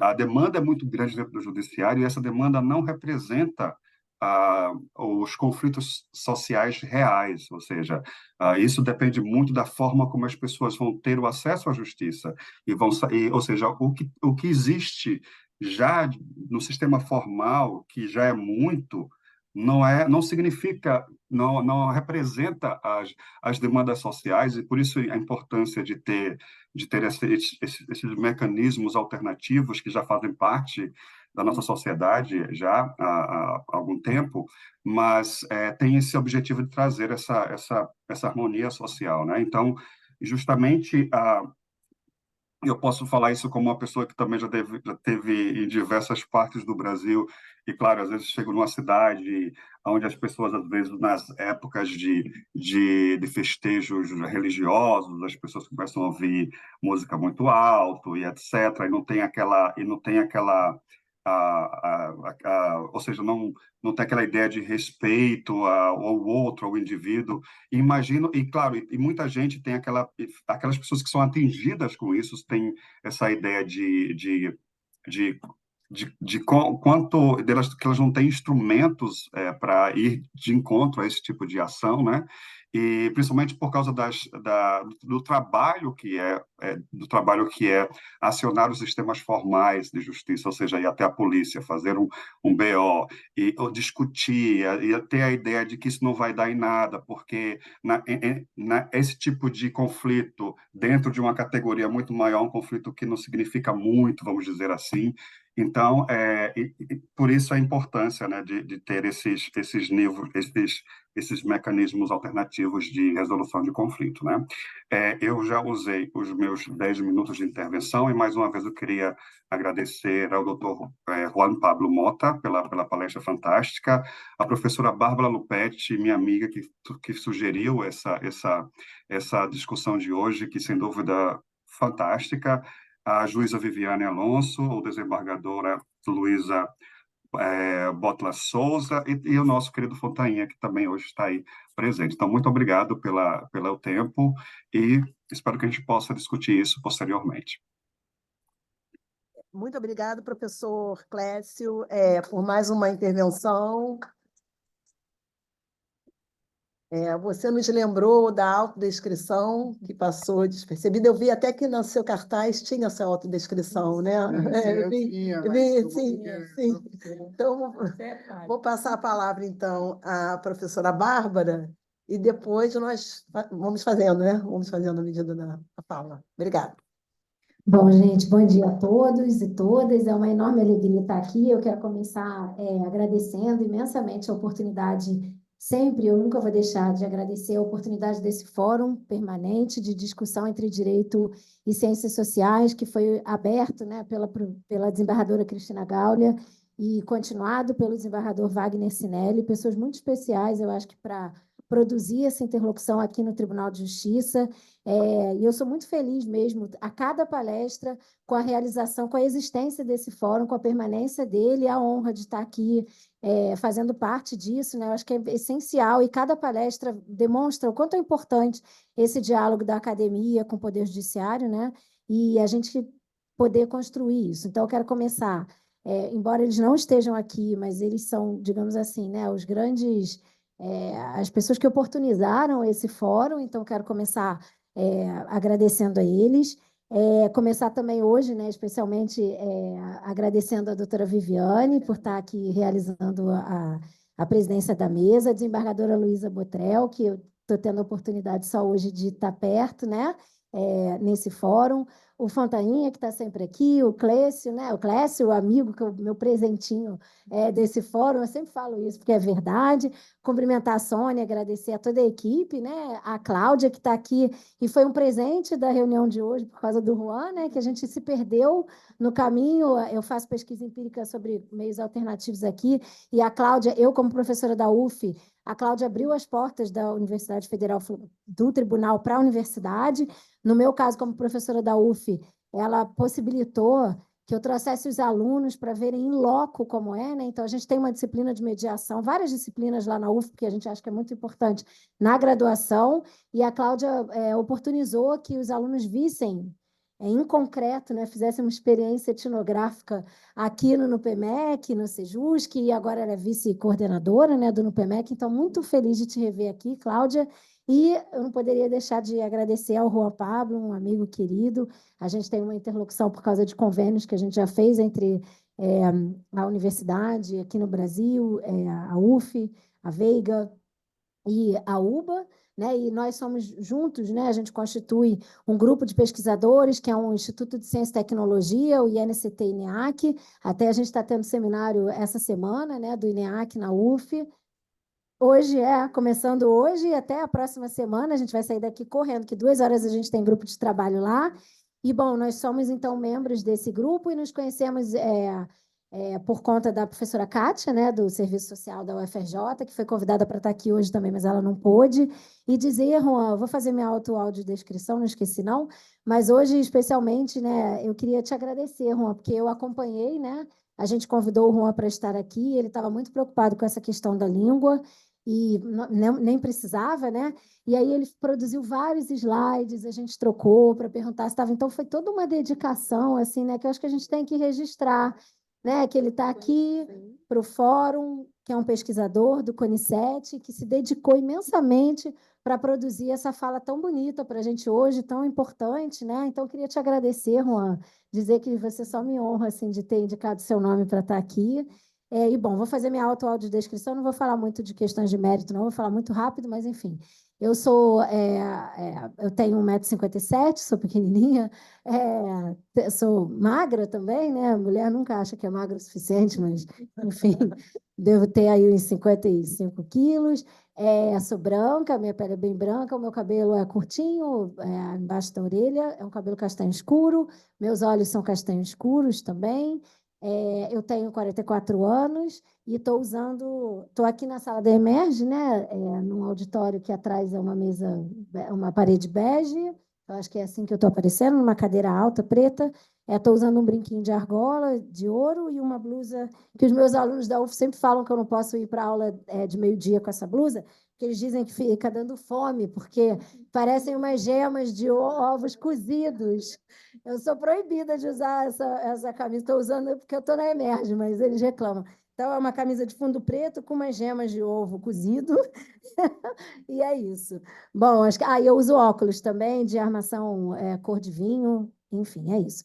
Bom, eu queria então dizer, né, eu teria muito a falar, a mediação é um assunto que muito me interessa, é muito estimulante, mas como eu estou no lugar da antropologia do direito também, a mediação é um tema que, assim como o Juan falou, né, eu acho que é algo que a gente tem muito desenvolvido discursivamente e muito pouco trabalhado empiricamente. Então, a gente tem uma dissonância muito grande entre as expectativas sobre a mediação, que eu compartilho, porque eu acho que é um meio muito interessante para administrar conflitos de uma maneira geral. Para resolver, eu já não tenho tanta essa fé, mas para administrar, certamente, né? Mas acho que faltam pesquisas e falta um olhar reflexivo, crítico, a ser produzido sobre a mediação. No direito, lamentavelmente, esse não é o caso do Fórum Permanente, nem é o caso da Cláudia, e nem é o caso do desembargador Ivan Cury, mas no direito em geral, no campo do direito, a gente tem uma dificuldade muito grande de lidar com a crítica e com a reflexividade. A gente sempre imagina que as críticas são pessoais, quando, na verdade, elas são críticas para a gente aprimorar os institutos, porque a gente só muda o que a gente conhece, né? E se a gente não conhece, objetiva e empiricamente, como as coisas se realizam ou não, inclusive nas suas disfunções funcionais e também nas suas disfunções disfuncionais, né? Se a gente não descreve esse quadro, a gente não consegue aprimorar os institutos. Então, eu sou muito a favor do trabalho que o Juan faz, do trabalho que todo mundo que trabalha e pesquisa mediação faz, para a gente tentar trazer um pouco, né, os desafios e os obstáculos que essa expectativa tão enorme sobre a mediação e que eu compartilho, ela enfrenta no mundo empírico, né? Então, acho que a pesquisa do Juan é muito interessante para pensar isso, e eu acho que a antropologia, né, que no caso o Juan é antropólogo, né? Então, essa ferramenta da antropologia nos ajuda a conhecer como realizar trabalhos de campo sobre quaisquer institutos, e na mediação eu acho que isso é especialmente valioso. Eu também compartilho muito da importância, como a desembargadora falou, do estudo de mediações comunitárias, e eu acho que isso é muito antropológico, né? Esse tema é antropológico em si, porque ela traz essa perspectiva do ponto de vista do nativo que a antropologia tem, que o direito às vezes tem pouco, né? Por essa linhagem, digamos, etnocêntrica, estatal e tal, porque eu acho que a mediação comunitária, especialmente, ela tem essa importância de se entender, digamos assim, fora dos códigos e das gramáticas estatais, como que as pessoas identificam, internalizam e lidam e veem, estruturam mental e sentimentalmente os conflitos nos quais estão envolvidas e implicadas, né? Então, eu acho que estudar a mediação pela via empírica é muito importante. Estudar a mediação comunitária pela via empírica é a única forma, assim, é quase que isso que eu estou querendo, de alguma maneira, dizer. Então, eu te saúdo, Juan, por esse estudo. Eu acho que ele é muito válido, né, para a gente que está estudando mediação, e eu acho que ela também traz uma perspectiva que eu acho que no direito a gente tem, assim, especialmente no direito penal, uma percepção assim, de que a corrupção, o tráfico, são sempre coisas muito megalomaníacas e grandiosas, mas se a gente for estudar estatisticamente o alto grau de violência que conflitos de proximidade causam, a gente percebe, né, a importância da mediação comunitária, né, e de olhar esses conflitos de proximidade, que eles ensejam uma quantidade enorme, né, de violência e de conflitos que resultam em questões criminais. Né? E a gente, às vezes, fica sempre, né, corrupção, tráfico internacional de drogas, tráfico de drogas. Né? Então, eu acho que você joga a luz sobre espaços muito importantes da gente estudar. E, para finalizar, né, não tem muita coisa para falar, então não dá para falar. Quando a gente tem muito, é melhor ficar mais quieto e ouvir, né, os colegas. Mas queria também me somar à fala do Fontainha sobre o CONICET, né, a solidariedade aos argentinos, porque o governo Bolsonaro investiu nada, né, e tentou esvaziar ao máximo as instituições formais de pesquisa no Brasil, mas lá o Milei disse que vai acabar com o CONICET, né? Isso não era uma frase verbalizada, digamos assim, no governo Bolsonaro, e a gente sofreu muito. Então, imagino quanto vocês lá, né? O CONICET, digamos, é o nosso CNPq, a nossa CAPES aqui, então é muito grave que seja desestruturada a instância que financia publicamente a realização de pesquisas para o aprimoramento do país. E me somar também com o CLES, porque a gente está no mês, né? A gente não deveria ter só um dia ou só um mês para pensar a consciência negra, né? E as questões do racismo aqui, mas, enfim, me somar também a fala do Clécio sobre a importância da gente pensar em todas essas questões. Enfim, agradecer imensamente a oportunidade que a Emerge nos concede para ter esse fórum aqui e dizer que eu acho que eu ficaria a semana inteira conversando com vocês, mas, enfim, a gente tem tempo, né, que é uma medida objetiva da vida. Então, muito obrigada. E muito obrigada, Rô. Estou muito feliz de ter você aqui com a gente. Prosseguindo, eu tenho milhares de coisas para fazer. Hoje o tema está muito instigante mesmo. Primeiro, eu vou fazer minha autodescrição. Estou usando um vestido preto e branco, tenho cabelo de luzes, louro, tenho pele branca, enfim. Passemos, então. Professora Bárbara, você também é um grande presente para todos nós. Muito obrigada, assim, pela presença e por participar desse fórum. Bem, eu tenho várias ponderações para fazer, mas eu vou tentar ser o mais breve possível. Inicialmente, eu gostaria de falar que, dentro desse tema, a mediação se torna imprescindível para a nossa sociedade. É só uma ponderação que eu vou fazer, não vou fazer nenhum questionamento, porque, infelizmente, nós vivemos em uma época de intensa litigiosidade, quase tudo, e o professor Fontaine falou que é 1%, e nós não estamos dando conta aqui no judiciário, mas parece que quase tudo é levado para o judiciário, é judicializado. Então, a mediação se torna imprescindível, senão o sistema vai colapsar, e vai colapsar mesmo, porque a nossa sociedade, todos nós sabemos, é muito individualista, extremamente violenta, aqui no Brasil, pelo menos, e também, ultimamente, está ficando muito polarizada em várias questões. E essa polarização é preocupante, e em tudo, em todos os ambientes, seja dentro das famílias, relações íntimas de marido, mulher, companheiro, companheira, ou companheiros, seja entre pais e filhos. Nas escolas, estamos vivendo dramas que antes nós não vivíamos, pelo menos aqui no Brasil. Está sendo necessária também a mediação dentro das escolas escolares, nas empresas, seja nas relações laborais, né, do empregador e empregado, seja numa área até que eu trabalhava antes, que era a turma recursal civil, das empresas com os consumidores. Nós temos muita demanda quanto a esse tema, seja na vizinhança, na comunidade e até nos países, né? Mas aí já é outro tema, né? Hoje estamos vendo aumento, né? A escalada da violência entre os países, guerras e tudo. Então, eu só tenho essa ponderação a fazer, que a mediação se torna imprescindível, importantíssima, e fazer uma observação que aqui no Poder Judiciário do Rio de Janeiro, do Estado do Rio de Janeiro, nós temos um núcleo de mediação que é capitaneado pelo desembargador Cury, e está tentando ser mais ativo, né, cada vez mais, e teriam outras ponderações para falar, mas considerando o horário, eu não tenho mais. E gostaria de fazer uma menção honrosa que eu não fiz antes, a desembargadora Cristina Gaulia, que não está aqui presente também, que também é uma das patronas do nosso fórum. Agradecendo a todo espaço, a palavra então à desembargadora Luísa Botrel. Eu não sei, eu acho que o João Pablo queria fechar, responder alguma das colocações que foram feitas. Eu acho que ainda tem 10 minutinhos, é isso? Tem 10 minutos, só para poder você, assim, a provocação que foi feita, né? Você responder, né? Tá bom? Sí. Funciona? Eu vou apresentar a autodescripção que eu tinha preparada em português, então eu vou usar. Eu sou argentino, tenho 47 anos, pele clara, constituição magra, tenho 1,80 metros de altura, barba e cabelos castaños, acho, cortados, con algunos fios grisáceos, canas en español. Estoy vestindo uma camisa branca con listras finas azul, celeste y violetas. ¿Sí? Isso, até aí chego. Eu agradeço muito e o desafio, claro, é bem-vindo. Foi rápido, desculpa. Voy a comenzar na inversa, en relación a Viviane, a cuestión da judicialización.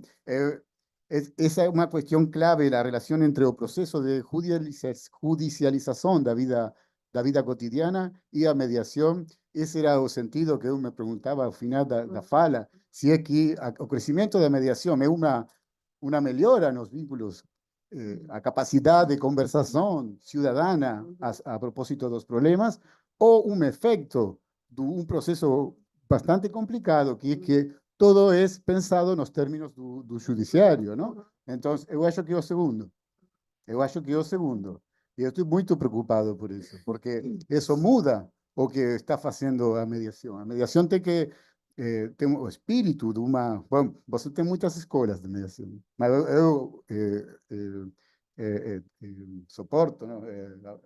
Eu gosto da escola que fala que a mediação é uma discussão sobre a sociabilidade e o processamento do conflito em tanto algo positivo, não? Tanto mudança social necessária.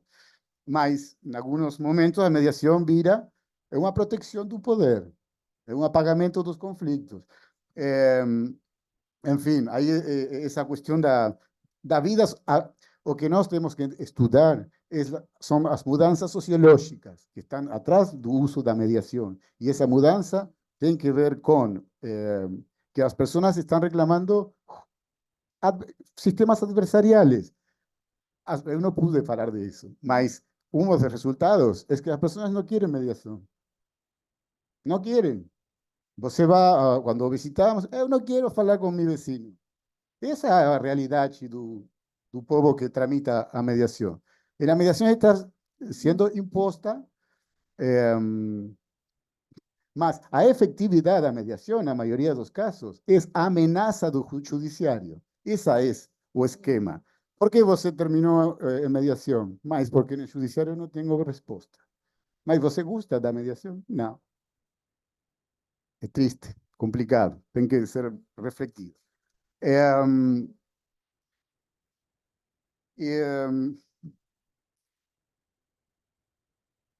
Aquí, sorry.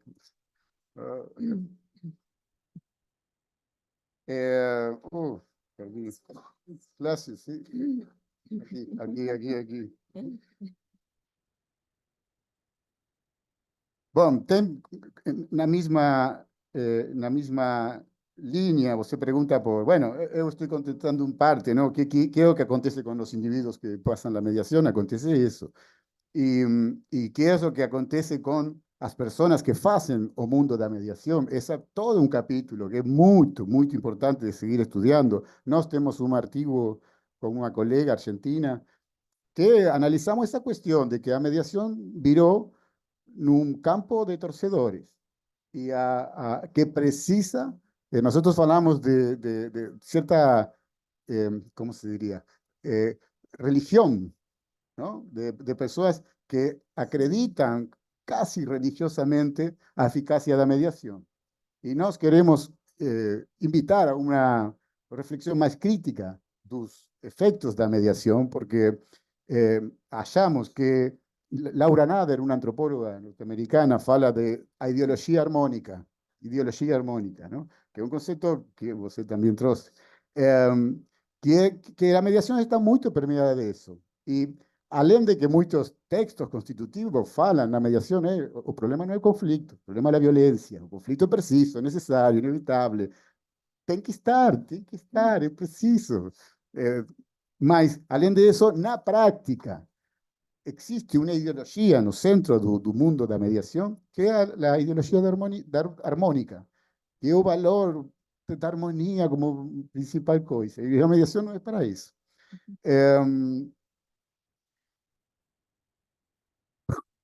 Hay uma... Você falava se na Argentina, me perguntava se na Argentina, quando eu falo que a maioria dos problemas não são absorvidos por los términos do direito, eu estou... Não é que se o direito procura, vai conseguir inscrever-lo, não? O direito tem essa possibilidade, mas a realidade é distinta.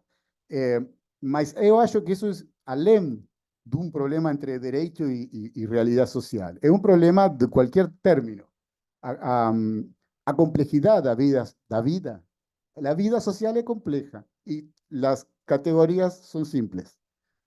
É uma relação que vai além do direito, eu acho. Mas o problema é que o direito busca regular com categorias que não alcançam a absorver a complexidade. Então, isso no estudio empírico de administración de conflictos, você encuentra eso como problemático. O que las personas están sufriendo, viviendo, es más complejo que lo que los términos designan.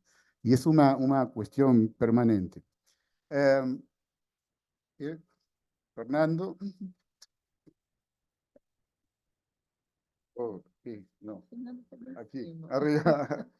Y lo rompí. Bueno, Fernando, muito obrigado por el convite y el desafío.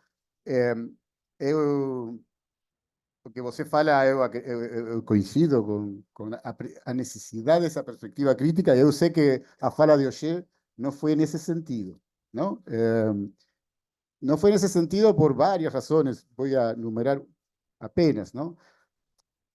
Primeiro porque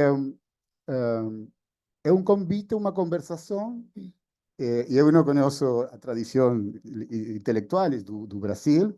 Entonces, cuando soy convidado en ámbitos do direito, eu tento de encontrar en primera instancia un punto de encontro que tem o risco de caer en una reivindicación de una antropología armónica, ¿no? Da cual no soy parte, mas es un riesgo, perdón, que eu prefiro pagar para favorecer uma conversa, mas minha posição teórica é a mesma que você. A segunda questão é que quando eu comecei a trabalhar mediação, na tradição intelectual da Argentina, a mediação é um tema não estudado, e isso tem também uma fundamentação ideológica. A questão da paz, por exemplo, eu trabalho, é um conceito problemático na tradição crítica da antropologia argentina. Falar de paz é validar o statu quo. Entonces, todo mi trabajo tentó de quebrar un poco esa concepción. ¿Cómo estudiar, por ejemplo, a mediación como un proceso de pacificación, mas no avalando o statu quo? Efectivamente, las personas, a mediación ocurre, acontece y tiene que ser estudiada, en fin. Y otra cuestión que es muy interesante para discutir es que eu fui formado en una tradición crítica, incluso marxista, de antropología, y yo no estoy haciendo eso, ¿más por qué? Porque a maioria dos conflitos vecinais se estruturam em um registro que, se você estudia desde uma perspectiva marxista, por supuesto que há muita ampliação, não, da perspectiva marxista, mas você oscurece aspectos que estão acontecendo. Então, eu fiz uma mudança decidida de dizer, ok, vamos a pensar isso de um modo menos centrado na questão da desigualdade, da classe, enfim, e pensá-lo em outros términos. E eu achava que a antropologia, em tanto a mediação, la mediación de conflictos se presenta como algo alternativo. Cuando eu fui convidado para estudiar esto por una organización, eu descubría que en la mediación nadie falaba de antropología. Eu dije, espera un momento, antropología tiene más de 100 años de estudio de conflictos por fuera do Estado. Você tem que ler un poco de antropología. Entonces, mucho de mi trabajo tiene esa búsqueda de acercar tradiciones de pensamiento en ese sentido. En relación ao extrañamiento das propias instituciones, definitivamente a antropología argentina mayoritariamente hizo eso de manera extraordinaria.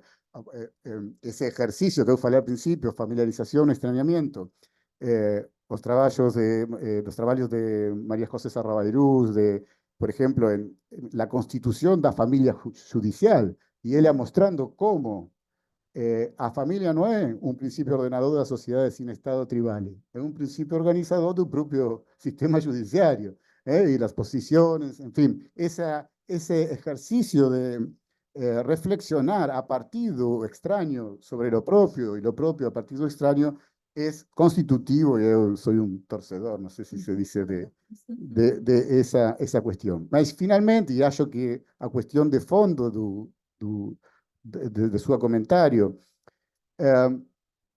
es sí, creo que no estamos entendiendo por direito, ¿no? Si, es melhor falar de regulação, eu acho, que direito, é certo, mas na tradição antropológica hay un debate clásico que es entre Bohannan y Max Gluckman, que no tiene resolución. Bohannan decía, você não pode comparar o direito ocidental con a forma de regulación do conflicto de sociedades sin Estado. No se puede, no es lo mismo, un error. Y Gluckman decía, ok, yo comprendo, mas si yo no comparo no puedo pensar. Y menos aún no puedo pensar científicamente, porque a ciencia es una aposta en común de cosas diferentes. Entonces, você tem que tomar... Tomar rédea. A rédea. O controle. No. Agir, creo que es. Sorry. Tú tienes que seleccionar términos, categorías que permitan la comparación. Gluckman, otro antropólogo clásico que también era abogado, él, inglés también. Ele falava isso. Eu entendo o problema da particularidade de que você não pode equiparar o direito com a regulação em geral, mas eu preciso de uma categoria comum. Então, ele falava, o término direito, que é problemático, eu acredito que sim, é um término que dentro da antropologia é um término amplo para pensar como dizia Malinowski, uma dimensão da vida social que acontece em tudo. Em minha fala, a ideia do direito era uma ideia tremendamente ampla que em nenhum momento é o equivalente ao judiciário, em nenhum momento, não? E que qualquer equivalência a esse término ao judiciário seria para mim, como você fala, um erro tremendo, não? Por isso é que eu falo da legalidade no contexto da vizinhança, e, de fato, em meu trabalho, eu trabalho com Clifford Geertz, que fala de sensibilidade legal, não? Um modo específico de conectar, mas ele fala, acho, lembro, que ele diz que a sensibilidade legal é um modo de conectar fato com lei. não? Nesse sentido, é que eu estou usando, ele não está falando da lei escrita do Código Penal, ele está falando de um modo amplo. Regulação. Sim. Entonces, mais, bueno, agradezco mucho porque eu gosto muito dessa perspectiva, essa briga, essa discussão teórica, e bueno, a intenção foi favorecer uma interlocução. Ah, perdão, e o maior interesse em meu trabalho é o estudo do conflito, mas hoje eu sabia que não venia a falar do conflito, mas mi preocupación central es precisamente poder trabalhar as implicâncias do fato de que a sociedade é uma integração conflitiva. Sempre, não pode haver outra maneira. E eu estou trabalhando como antropólogo, não só com o fato de que significa que a sociedade é inerentemente conflictiva.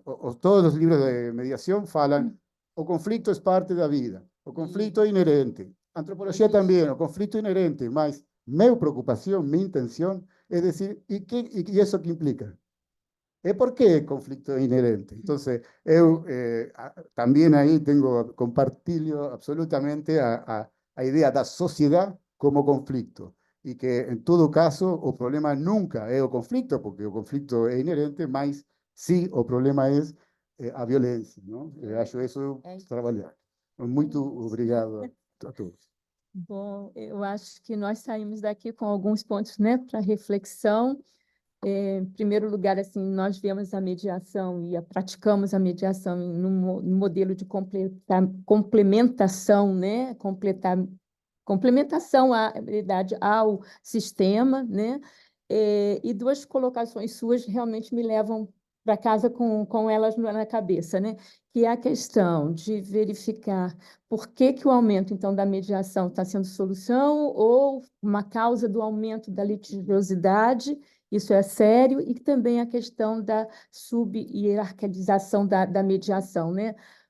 Mediação comunitária, porque a mediação privada está andando muito bem, a mediação mesmo, hoje nós vimos algumas experiências, né, dos entes públicos, hoje incorporadas como políticas públicas, andando muito bem, mas vemos a mediação comunitária ainda nesse papel, né? Então, eu acho que nós que acreditamos nela, temos que trabalhar para que isso não ocorra.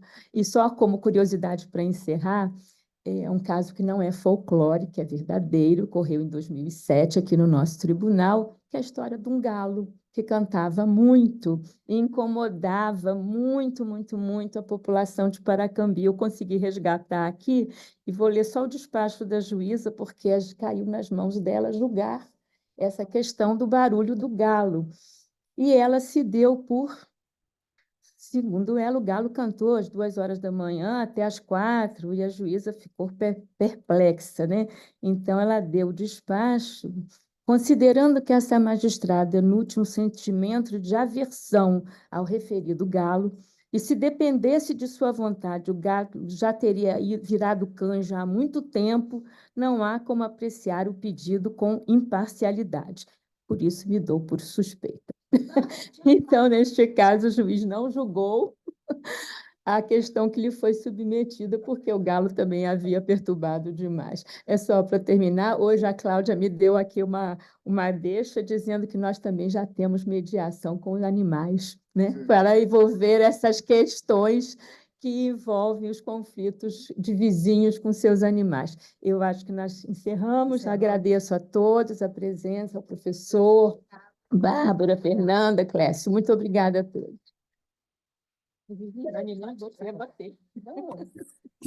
Então, só para nós encerrarmos o evento, que a gente tem essa parte final, que é a entrega dos certificados, eu só vou fazer uma última observação, que eu esqueci, mas eu estou querendo falar isso, é que eu sou cria da faculdade pública, da universidade pública, e eu acho que a gente tem que lutar muito para que ela continue, para que ela permaneça, porque aqui no Brasil, o que a gente vê é um movimento de privatizar todas as faculdades, todas as universidades, e não dotar com orçamento próprio as universidades públicas. Então, isso é muito sério, que a gente tem que lutar para que elas não acabem, porque elas não acabem, porque senão vai passar só para a área privada e vai ser um desastre. Então, a gente tem que lutar muito para que não acabe, que é o que a gente vem presenciando, né, vendo ao longo dos anos. Então, só fazendo essa observação, passo um certificado para o professor Pontainha. Obrigado. Agora, para a professora Bárbara.